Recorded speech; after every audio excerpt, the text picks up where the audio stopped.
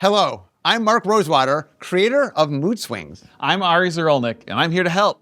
So today we're going to demo the game of Mood Swings to you. So here's how it works. All you need is a single box. There's 45 cards in it. That's all you need to play. You just open up, shuffle, and you can start right away. Okay, so what you want to do is each player is going to draw 5 cards. And then to determine who goes first, we're going to look at the bottom of the deck, and whatever emotion is there, whoever's felt that the most recent gets to go first. So we have Euphoria.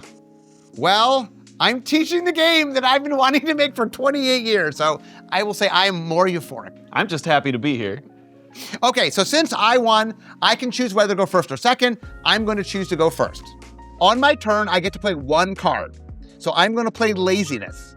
Laziness, if you look at the top right corner, there's a little die on it that says 4. That means that it's a value of 4, and there's no text on it, so that's all it does. It's worth 4. So I'll mark my score here. Now it is Ari's turn. All right, for my first turn, I'm going to play Charity. Charity is worth 1 point and says, after playing this mood, you may play an additional mood this turn. The text here in bold, after playing this mood, is important. That's an instruction telling you what to do. So after this mood is played, I get to play a second card. For my second mood, I'm going to play Superiority. Superiority says, while in play, this mood's value is 7 if you have more moods than each other player. Moods are cards in play only, not in your hand, not in the discard pile, not in the deck, just in play. So you'll notice the Superiority has a little black die. Charity and Laziness had a white die. What a white die means is that score is never changing. That is the score. But what a black die is telling you is this score can change. Pay attention to the card. I have 2 moods and Mark has 1, so Superiority goes up to 7 points, which we can represent by turning the card upside down. That gives me 8 points compared to Mark's 4. Now we come to the end of the round. Everybody's taken their turn, and now it's time for scoring. I have a score of 4. Ari has a score of 8. So Ari is going to beat me 8-4. So Ari wins this round. So he has 1 round win. Win 3 rounds and you win the game. So when you win, you get to go first. In fact, you must go first on the next turn. The advantage of going first is you win any ties. The advantage of not winning is I get to draw a card. All right, round 2. So I'm going first, and I'm going to play Serenity. Serenity is another card with a while in play effect, and it says, while in play, this mood's value is 6 if you have an even number of moods, including this one. This is my 3rd mood, and 3 is historically odd, so I will not be getting the bonus points from Serenity, and I'll just go up to 11. Good luck. Okay, now it's my turn, and I get to play 1 card. I will play Rage. So what Rage says is after playing this mood, you may put all other moods with a value of 3 or less into the discard pile. There's 1 shared discard pile like there's 1 shared deck. Okay, Ari has Serenity and Charity that are both 3 or less, so those go into the discard pile. Do they have to? They do have to. Ah. I will note that Rage says all other cards, so Rage does not put itself into the discard pile. I just lost 2 of my cards, so I no longer have more moods than Mark, so Superiority goes back to only being 3 points. Okay, so now we get to the end of the round. I have 6 points, Ari has 3 points. So now I have won round 2. I get my first round win. It's now 1-1. I'll draw a card. Okay, so now we start round 3. I get to play a card. So I'm gonna play Harmony. Harmony says, it's worth 2. After playing this mood, you may play an additional mood this turn from the discard pile. So I get to go look at the discard pile. So Charity and Serenity are here. My Rage destroyed them last turn. So I'm going to choose to play Charity. So I play Charity, and Charity says, after playing this mood, you may play an additional mood. So I'm going to play Betrayal.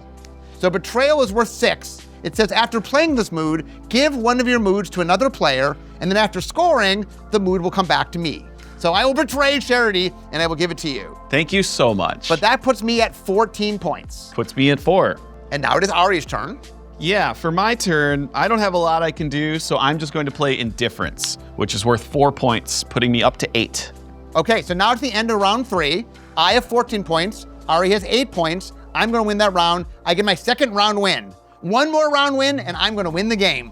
But Ari does get to draw a card because he lost this round. And Mark gets Charity back. I get to go first because I won the last round. I'm going to play Cheer. Cheer says, after playing this mood, you may discard a card from your hand worth 0, 2, 4, or 6, so basically even, in the top right corner. If you do that, this mood is worth 5. Well, I do have a card in my hand that has a value of 2, Doubt. I'll discard Doubt, and then Cheer is worth 5 rather than 3. Now you'll note, Cheer has white die. Remember I told you the white die means the score won't change, but it has 2 different dies. When I play it, I get to choose what's going to happen, but then for the rest of the game, that's what it'll be. So I'm going to discard a card, it's going to be worth 5. So that puts me up to 20. Oh no, what am I gonna do? I'll tell you. I'm gonna play Kindness, which is worth 2 points, and says, after playing this mood, you may play an additional mood this turn if it has a 1, 3, or 5 in its top right-hand corner, any odd-costed mood.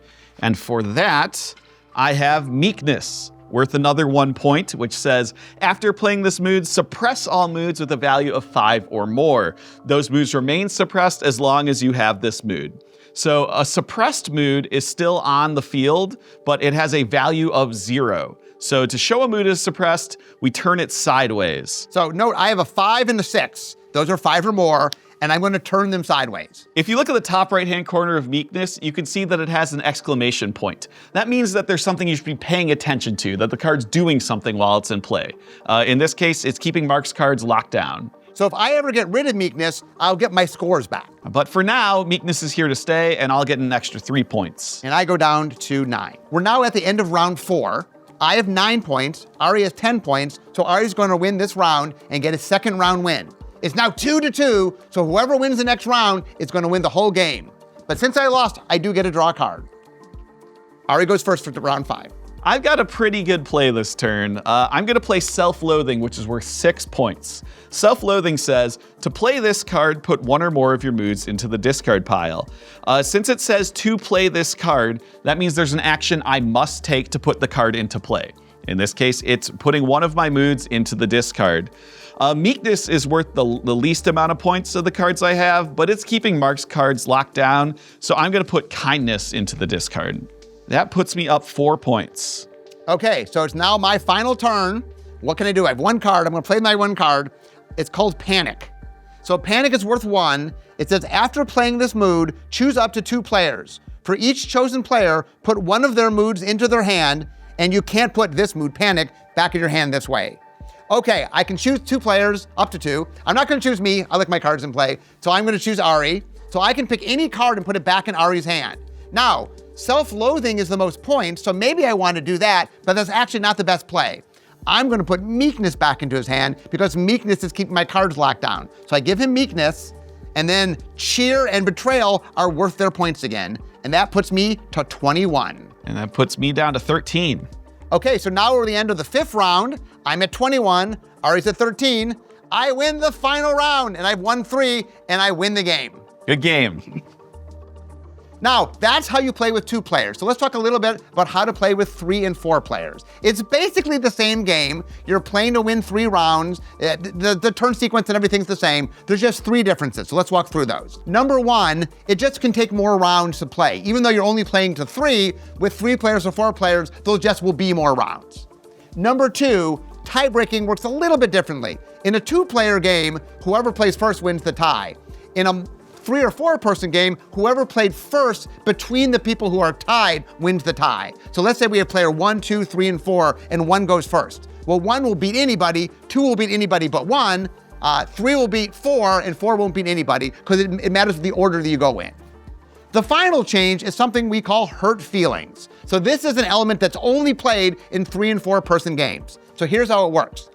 During scoring, whoever has the lowest score gets hurt feelings. If there's a tie, whoever played last gets it. Hurt feelings is a special thing that says on your turn, you get to play an extra card. It's kind of a catch-up feature, and it's something we only do in 3 and 4 person games. But other than that, the games are played exactly the same. 3 and 4 player games might take a little bit longer because there's more turns, but it's played exactly the same as a 2-player game. Now, if you want to know more questions about how to play the game, there's a rules card inside every box. On the back is a website address. That website address, there'll be the rules with extended rules. There's an FAQ to explain card interactions. There's other ways to play. So if you want to learn more about mood swings, you can go to this website. So thank you so much for joining us. I want to thank you, Ari, for being here. It's so much fun to actually demo this game. This has been something I've been trying to make for so long. So actually getting a chance to do a video to demo to people. This is going to be on sale on the Secret Lair website. And I honestly can't wait for all of you to play it for yourselves.